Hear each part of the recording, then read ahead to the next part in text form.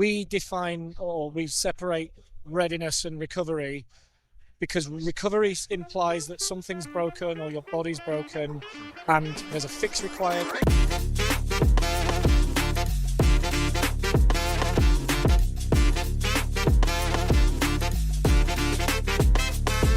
This year at PerformX, the Gym Owners Forum took their community on the road, and we actually hosted our very own networking community event right in the heart of the show.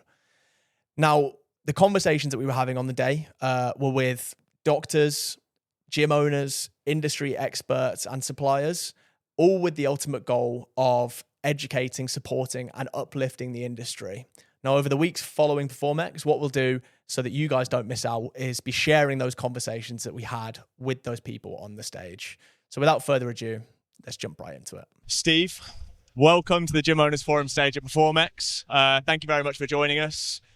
So the first thing I want to start off with, and I know I'm a bit of a layman when it comes to recovery and stuff, so I know you said you were going to give me short, sharp, punchy answers. That's perfect. Keep it as simple terms as possible. So I've seen the term readiness a lot in your branding over like recovery and all that jazz. I really am a layman. What does the term readiness mean? Why is there the need for that distinction?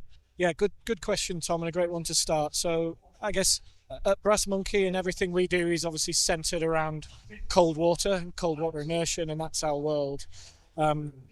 We define or we separate readiness and recovery because recovery implies that something's broken or your body's broken and there's a fix required. So there's a short-term intervention needed in order for you to get better, to fix your broken state.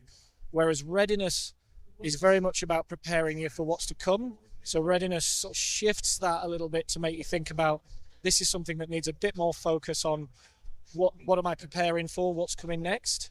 And specifically then when we look further into readiness and how we recommend and lean into the use of cold water, we're talking about nervous system training. And nervous system training as the new strength training is another catchy marketing term that we'll use, and you'll see a little bit. But yeah, there's a bit more substance behind that, which we'll get into. So nervous system training. Yeah. Can you dive into a little bit more into that? What do you mean by that? Yeah. So really, how cold water, again, kind of bringing it back to cold water as the Brass Monkey ice bath guy. Cold water is a really strong stressor. So anyone that's been plunged into an ice bath, they feel that. So immediately it puts your body into that fight-flight response. So it drives a huge increase in sympathetic drive. So your sympathetic nervous system, one half of your autonomic nervous system, switches on as a protective mechanism to tell you that you're under threat. And then in parallel to that, you then get the sort of parasympathetic rebound where your body realizes I'm okay. And this is the effect it has, the acute effect on that autonomic nervous system.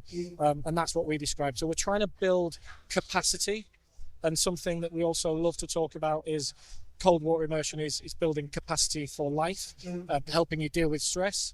And this is what we're really referring to when we talk about nervous system training. I mean, yeah, the way I understand it is essentially, I think recovery is generally seen by the masses as something you do after exercise, and it's like a passive thing that kind of happens. But I think what you're essentially saying is it's that prerequisite. It's actually like before you even start doing the exercise, it's getting ready in that. What's my readiness at today? What do I need today? Is what's programmed for me appropriate? I suppose is something that people can check on the spot. And readiness is now getting out into gym goers because of the use of that term in apps, etc. So it's very much now becoming a mainstream term. And so obviously where we're trying to tap into that with how cold water can apply into readiness is about that kind of building of capacity, making it more than just that short-term fix, and having it something that people need to be very thoughtful about and program in. It's not just immediately after your session, or it's not just after a specifically hard session. It may, in fact, where cold water is concerned, be left alone after a specifically hard session because you don't want to impact those kind of adaptations and the training stimulus. So I guess it starts with what's the outcome you're trying to create. Is it, I've got a short-term recovery window that I need to maximize for tomorrow, and that's the way kind of sports were using cold water and thinking about recovery. The shift that elite sports certainly made probably 10 years ago now is thinking of recovery more as a kind of systemic practice that's geared towards what's coming and what do I need to be prepared for. The term programming I quite like, actually, because it kind of is in line with the whole biohacking sphere. And you look at a lot of the biohackers today, and I think recovery, as you say, today it's more mainstream, but I think you look at kind of 5-10 years ago, it probably was strictly that biohacker sphere. Is there a bit of a misunderstanding in terms of, well, no, I guess it's, how do you make that a little bit more accessible? How have you contributed towards that shift into making it more mainstream as opposed to that? Yeah, so I guess we're still on that journey now, and so we're kind of committing and doubling down our efforts in terms of the scientific kind of background and evidence around what we're telling people about, what we're trying to educate people about, the use of cold water specifically. And I think the distinction then from the kind of the biohacking and kind of generally that gets perceived as something that it's happening in the moment. It's the kind of Instagrammable kind of TikTok moment where it's all about what's happening during / immediately after that, whereas what we call deliberate cold exposure done as part of a program in the same way that you would lift weights as part of a program with proper adaptation programmed in, all starting with what's the outcome I'm trying to achieve here. Again, in our case, we're trying to build capacity in the nervous system. Then you move it away from that, quick fix biohack kind of help me sleep tonight to a actual consistent practice that's going to build long-term capacity. When implementing ice baths and things like that into the gym, what is the effect on not only the member? Obviously the implication is that it's reduced stress. What's the implication on the actual gym owner? What's the effect that the recovery it has in the gym? Yeah. So I guess when a gym also kind of programs recovery in as part of their offering, as opposed to putting a piece of new equipment in the corner, which can and does happen and has happened, and we've been part of that story as well. Here again, you're not building it around outcomes, so the end result invariably is either a negative experience for the member because they've come into a facility that has recovery equipment that is literally just kit with no programming, no guidance, no culture of use around it from the owner operators. I think this is something maybe where independent gyms especially could play a really nice role, given the kind of culture they're able to create. But I guess it just comes down to that, the education, the way operators and their staff talk about recovery equipment, different modalities, and the role it can play for members and what it can deliver them, again, outcome specific. That just completes the story, and it means you get more from your investment ultimately. And then, sorry. No, you're right, go on. Sure, I'm talking over your questions as well, which doesn't help. But That's all I got last time. The end outcome then for an operator, I guess ultimately we're trying to steer a retention benefit. Members come for a workout and to improve their strength and to improve their cardiovascular fitness, etc. But increasingly, they're also coming now to improve their recovery between sessions, to build nervous system strength, literacy around the nervous system and nervous system regulation, and mood improvement, focus, anxiety reduction, depression, all this kind of stuff that can be delivered measurable benefits from things like cold or recovery done right. Members are more literate about that, just as members are now a lot more literate on how to lift weights correctly, how to program strength training. So we see this nervous system readiness trend as something that's kind of just about happening now, and something that we think is going to be really popular and really strong. I'd be inclined to agree. I think the education side of it is, like, you go into an independent gym sometimes and you just see like a load of kids jumping in and out of an ice bath, and that education piece is probably where it's lacking. And so who does that education kind of responsibility fall upon? Obviously there is an element of both of you, but what's the kind of differentiation? How can you support gym owners and how can they then implement that in it? I think it's classic I guess we're playing catch up now because the the cat's out the bag in terms of cold plunge going into gyms. Yeah. And I think what we're clearly seeing is it's not a fad. People get addicted to cold plunge because of the effect it has on kind of neurotransmitters and motivation and reward and all that good stuff.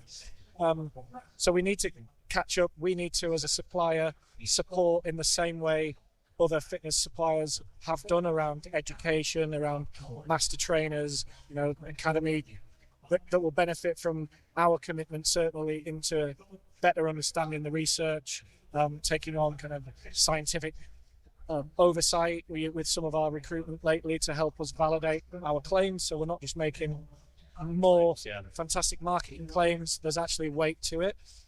So we definitely play a part. I think the operators play a huge part, and they can start that process without buying equipment, just in the way they talk about recovery and readiness and the nervous system with the members. I think is there a potential?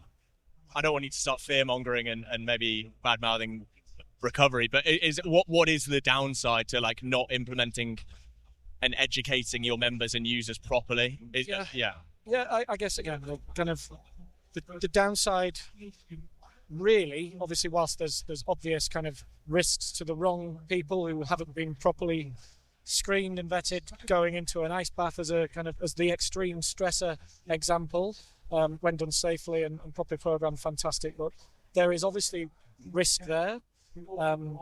There's a risk, I guess, just generally of them having a bad experience, and then you've got a retention risk if you look at it from a kind of pure business perspective. But it all, I think, comes back to that education piece, education around how to program this so that users are getting the best experience. We'll develop this in a digital format, which is going to help because, always you can't have someone there guiding that experience. They should be there as educators in the background, and the guiding can be done as it is with other equipment now through kind of more modern digital guided interfaces. So that's something else that we're exploring now. I remember talking to Dan. He was saying something about having even a screen there that's kind of like doing you a step by step. I use the example with him of you can teach a man to fish. You can give a man a fish, he'll eat for a day. Teach a man to fish, he'll eat for forever, whatever it is. But sometimes it's actually just easier to give people the fish and just get them in there. So there isn't really a negative. The negative impact is just no impact. Essentially, it's not like it's a risk. That's bad experience. Negative health impact. I guess again, there's caution around which users should do certain recovery modalities and for how long, and that's something that there's clear contraindications about in some cases, pre-existing conditions, etc. There's risk on the health side for the user.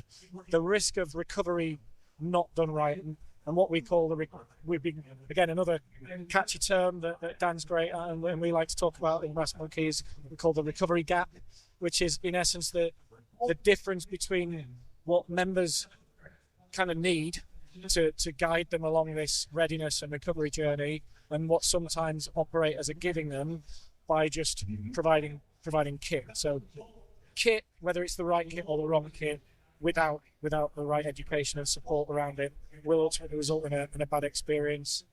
The recovery gap, it's something that Dan actually did mention on the call, and can you dive into a little bit more about that? My interpretation of it is like the kind of lack of education, that the gap between knowledge and proper use, I guess. I think it's probably three kind of key areas where this gap kind of becomes really apparent and I'll use the cold plunge example kind of again really selfishly and specifically, but you're right. Kind of the programming of it, which I've talked a lot about, and that's can only be driven by education, and we need to and are trying to lead that as a kind of strong player in the category where cold water is concerned, and contrast therapy, because obviously cold and sauna pair very well together, and most of our customers have the option of combining the two. So the programming and education around all levels of use of recovery modalities is very important. The capacity that you have, so do we actually have the right equipment? And obviously, as much as we try and avoid selling our products, at least based around plumbing components and filtration, it is important. If you underspec it and you have a very successful product, then it will fall down and you'll have bad member experience. You'll have bad staff experience because they don't want to be spending all the time maintaining filthy cold plunge pools. And then the maintenance piece is the extra bit. So just as with commercial fitness equipment and that kind of industry that's built around that now, we're obviously sitting in this hall. Last time I was here, I think it was LIW days, like a long time ago. But you need that support from your suppliers, and that's something that we also provide with our kind of engineers, and then just again training around how to do the right kind of maintenance at the right time to keep everything running. It's quite a general question, but is the recovery gap something you can ever close, or is it? Yeah. It's something you work towards, I guess. Yeah, I think so. I'll try not to make this sound so very ice bath related, but I think you can. I think recovery as a kind of as something that people build into their training doesn't mean an ice bath. It doesn't necessarily mean a sauna or compression or all those fancy equipment. It can be passive. It can start with sleep, and increasingly we know that there's a lot more education and literacy around those things. So personal trainers, gym staff, educating people around recovery. So the education piece can definitely start without equipment. You can close the gap. Unfortunately, in some aspects of physical equipment, capital equipment, you do need to spend a bit more money when you're setting up that service to avoid paying for it at the operational level, because you'll spend more time than we wanted to on fixing broken products or performing maintenance that you didn't want to. Yeah, I mean, it leads quite nicely onto like reduction in. I'll try and be very pro ice baths going forward, just to even it out. But the reduction on staff workload and things like that, I think introducing components in the gym that are completely automated and kind of manage themselves is very important. So obviously there's the education piece of it. What are you guys doing to kind of completely make it self-sufficient and automated? Yeah, so I mean, you touched on one thing, which is very much our kind of work in progress thing at the moment, which is that digital user guide, and that would be very much a Readiness user guide. So not wholly focused around cold water immersion. One of the key things that is kind of imperative really when you're going and using an ice bath properly is the breath work that needs to accompany it and prepare you for it, and learning more about that, and so being guided through that. And these things exist. We're not inventing anything new here. Kind of breath bubbles and programs there. So that digital user guidance is something that we're working on at the moment. Behind that, if we're going to develop user guides and more guidance around the use of cold water specifically, we're also invested in a PhD at Coventry University, which is specifically to look at the dose response of cold water immersion and other cold water. We have a cold shower as well, which is a very invigorating product without some other kind of more deeper long-term sort of proven benefits of an ice bath. But that PhD is really our commitment to being able to better inform users, whether that be in conversation or through a digital guide.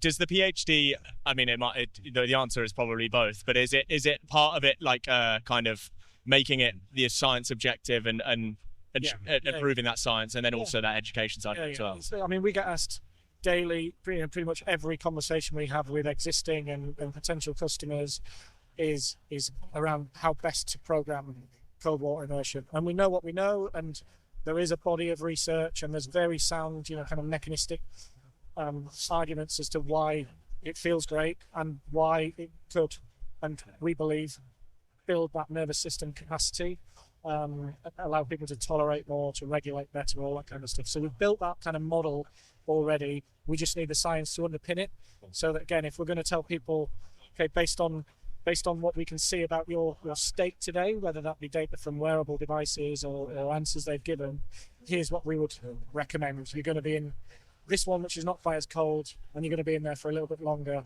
or vice versa. So you really can tailor it to like person to person also. Yeah, okay. So independent gyms, we are at the Gym Owners Forum after all, so let's rein it back in. How are independent gyms positioned to kind of take those recovery services on board? Are they actually at a bit of an advantage when actually having the opportunities to implement them? Yeah, possibly. I think there's kind of pros and cons in both, kind of independent and not. But my take on it would probably be come back to the culture kind of piece, where they're in probably a really strong position, not necessarily strong, but definitely a strong position to influence and change culture and member behaviour, and I guess the education that they can impart on their members around something new, whether that be a new piece of kit or a new philosophy around recovery, around readiness, how they start talking about that and communicating, baking it into their marketing and their member outreach and conversation. It leans into that closing the recovery gap. I think when you have a good community and actually, having a screen that tells the person how to use it is great, but actually having someone that they know and trust kind of explaining the sciences in more depth than a screen could do, that is a massive impact for sure. The trust piece is massive, especially with cold water. It's an uncomfortable thing to do for the first time, and even to persist with it for more than 1 or 2 sessions isn't for everyone, in truth. So if someone has been educated and trusts that information that they've been given, that over time and over repeated exposures they'll see a measurable improvement in this thing that we're calling nervous system capacity, then clearly that's going to be an advantage for an independent gym. Are you able to touch a little bit more on that in terms of the effect on like member retention and how that actually makes members end up staying for longer? I mean, we know that it's highly addictive, and that in essence comes from the kind of acute effect you get even from a single session, and the kind of the reported output or outcome of that is increased alertness, better mood, that kind of focus that people have for a sustained period after they've been in cold water, and that's the kind of impact of those neurotransmitting chemicals that are then released into the bloodstream. So it's norepinephrine and dopamine, which are proven to increase significantly and be there for a long period of time, and so that's really what underpins that addictive nature of it. And regularly, again, it's something that we hear come back from people. I hated it at first, now I love it. I do it, how many times a week should I be doing it is typically how that kind of conversation Are you starting to see more and more gyms, like based off of the effects of that and the fact that people love it, like start to offer it as part of like an integrated part of their membership? So it's a service that's included within it. Yeah, I guess, but there is a split, and obviously people, if they're investing in equipment, that means putting infrastructure in and not just lobbing a tub in a corner. It's a significant investment. So return on investment through booking that space is something that some operators do extremely well. Also, we've got an equal number of customers where they tier the membership, so they have it as a premium kind of supplementary monthly on their member offering. And then there's gyms where generally they're already at that kind of premium end, and this is just another thing that their member demographic expects, because it's such commonplace thing now to have the sauna and the recovery equipment all together. I think offering it as like part of that even tiered membership, also it makes the education piece of it a bit more manageable, because you kind of know who you're catering towards, I guess. Yeah. So looking forward to the future, I guess, how do you see recovery being implemented into gyms in the future? Like, what does a gym in 20 years time look like? Yeah, I think the way that we're seeing it happening now, and is most of our customers where we're starting the conversation early and the decision's already made, it's going in, and they're doing some form of refurbishment that involves kind of planning and infrastructure and ventilation and extraction, and then the other kind of really dull stuff that's essential when you're putting in equipment that kicks out heat and needs cold air to fuel it. So that kind of facility design is really, I think, where things like this start to get baked in, and we're obviously seeing that more and more now. Equally, there are options for retrofitting into existing space in terms of recovery equipment and unused space, or just a refresh of space, I think is happening. And then the conversation and the programming and all that other great recovery gap stuff I've done to death just becomes commonplace now. and isn't even a debate. And I think the gyms that don't include that will very quickly have to catch up and start. I mean, you touched on it there, really, but is like recovery and implementing services like that into your gym, is that going to be the next kind of mainstream adoption? I think it's here. It's here. Yeah, I would probably agree. Yeah, we're seeing that it's here now. It's had a rocky, probably 2 or 3 years, and again we've been on that journey with customers, and we've been on it ourselves in terms of iterating products and iterating how we talk about it and how we activate it and make sure that it's successful when customers invest. But without a doubt, it's kind of here now. Dedicated, like take contrast therapy as a really kind of specific example, the use of sauna, hot and cold. Yeah. Dedicated social wellness and contrast therapy facilities sort of creeping into the UK, probably a little bit less than they are in other countries, but where they're starting to enter, what we're seeing is trends in actually some of the premium gyms. If they're not offering that kind of service, then members might consider downgrading their membership to a more budget friendly gym membership that's got everything they need from a traditional gym offering, and allowing themselves then the kind of spend to be able to go and invest in a recovery specific, readiness specific facility on the side. Do you think that the biohacking sphere, I keep calling it, do you think that's maybe had a bit more of an impact on like the slow uptake of it? Do you think that's maybe negatively impacted the uptake of it in the UK? Possibly, yeah. And I think just the slight kind of vagary around some of the science, is something that needs to be improved. So, like again, a lot of it is kind of, some of it is sound in terms of the science. So there's a lot of evidence and research based on kind of open water wild swimmers and kind of big groups like that. So there is a good amount of data on benefits. I think that's been part of it. I think the realization from operators and suppliers that you're not putting in a treadmill, you're putting in a tiny swimming pool, where something like cold plunge is concerned, that kind of journey of understanding what that looks like as an operator to maintain it, as a supplier to support it, that's been part of this process. No doubt lots of operators will have experimented with cold plunge and ripped it out and probably given it up, but increasingly now we see them kind of coming back. So it's obviously been going on some time.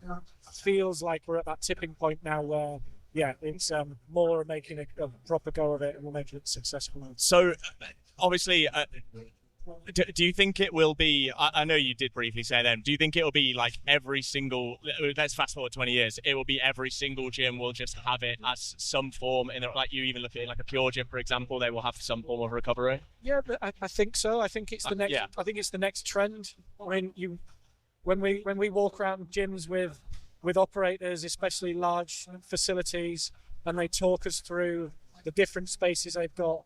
And they've essentially just got a bank of rooms that will get updated and refreshed every, maybe 3 to 5 years based on what's hot right now.